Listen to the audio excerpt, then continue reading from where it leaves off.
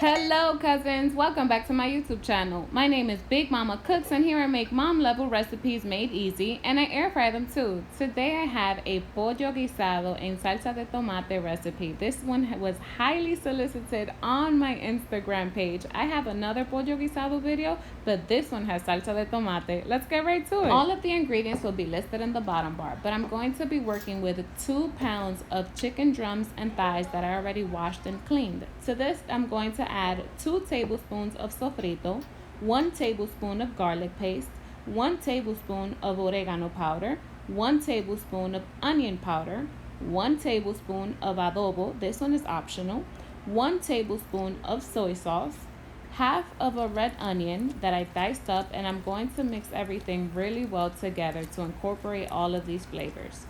I'm going to cover my chicken and put it in the fridge for at least an hour to marinate before I start cooking. Once it's time to start cooking, I'm going to have my pan going on medium-high heat, heating up, and I'm going to add 2 tablespoons of cooking oil.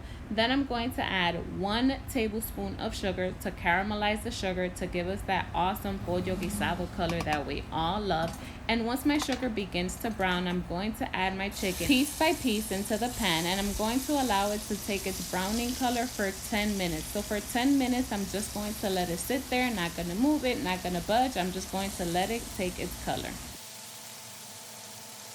Once those 10 minutes are up, I'm going to flip my chicken over. Ooh, look at that beautiful browned sugar color that we have going on. And then I'm going to add 1.5 cups of water to my seasoning bowl. And I'm going to pour this liquid, the seasoning liquid, plus the 1.5 cups of water into my chicken. At this point, I tasted my gravy and I realized I was a little bit undersalted. So I added 1 chicken bouillon cube crumbled up, and then I mixed it around to incorporate the chicken bouillon cube to the gravy. This did not turn out salty at all. This was perfect on flavor.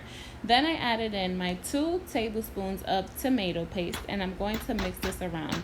If you see the clumps of tomato paste, don't worry about it. It's going to break down as it begins to cook and it thickens the sauce.